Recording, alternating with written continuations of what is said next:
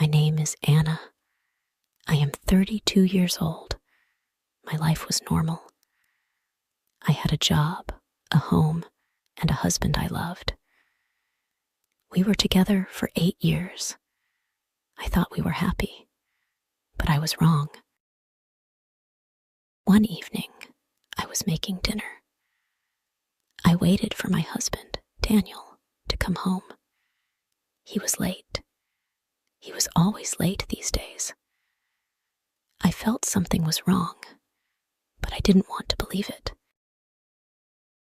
When he finally came home, his face looked serious. He didn't kiss me. He didn't smile. He sat down at the table and looked at me. "We need to talk," he said. My hands started to shake. My heart beat fast. I put the spoon down. My hands were cold. My heart was beating too fast. "What is it?" I asked. Daniel looked down. He didn't want to meet my eyes. "I don't love you anymore," he said. His voice was quiet, but his words were loud in my head. I felt like the floor disappeared under me.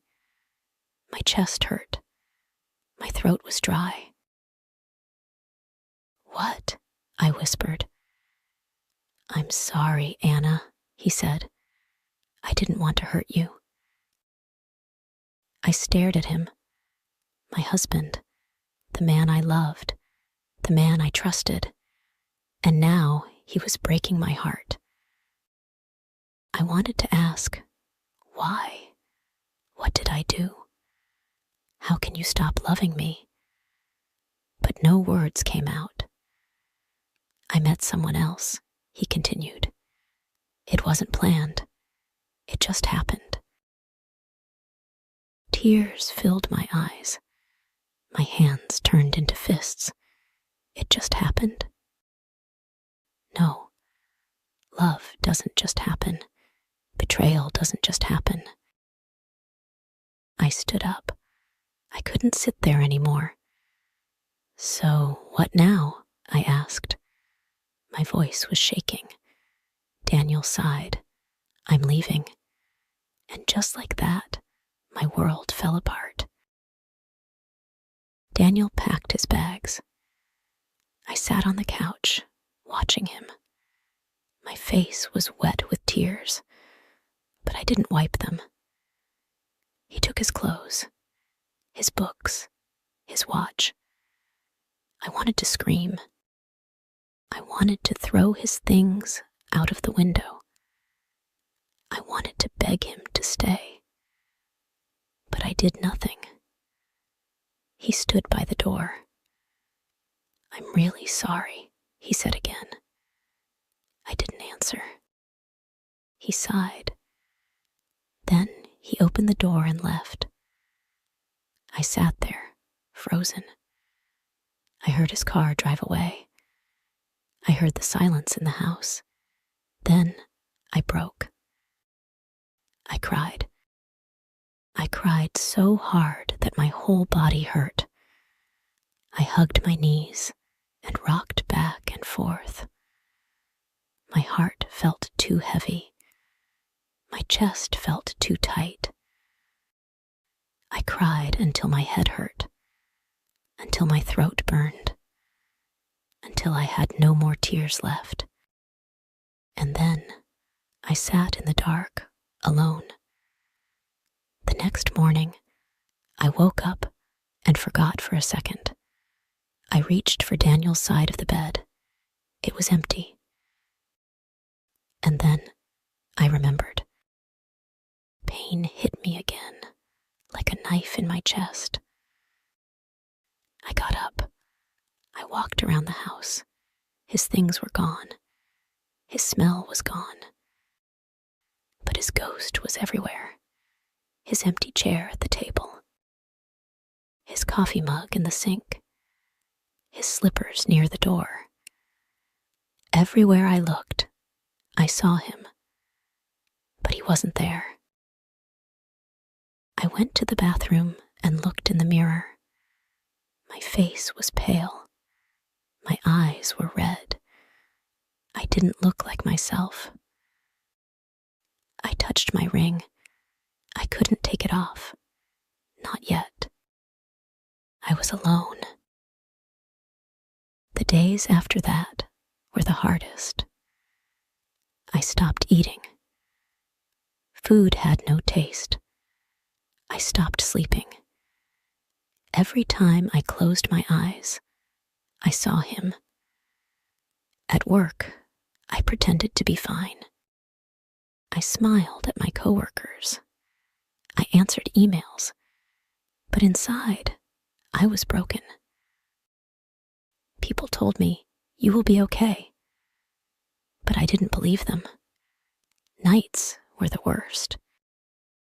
The bed was too big. The silence was too loud. I held my pillow and cried myself to sleep.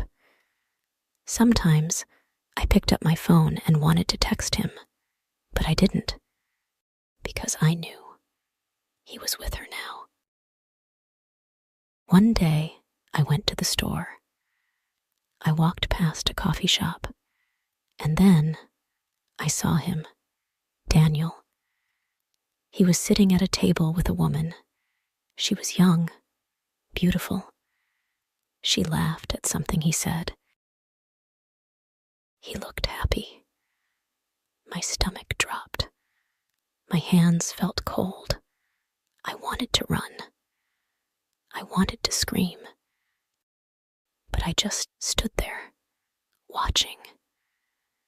Then he looked up. Our eyes met. For a second, I saw something in his face. Shock, guilt, pity.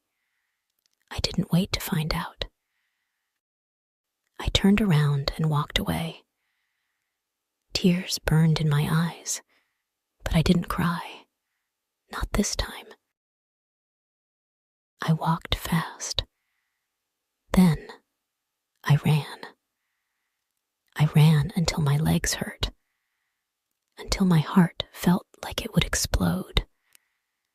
When I got home, I locked the door. I sat on the floor, and finally, I cried.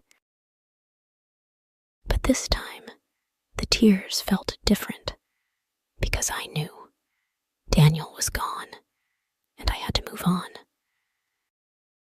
The next morning, I took off my wedding ring. I made myself breakfast. I drank coffee. I sat by the window and watched the sun rise. It still hurt. It would hurt for a long time. But I wasn't going to let this pain destroy me. One day, I would be happy again.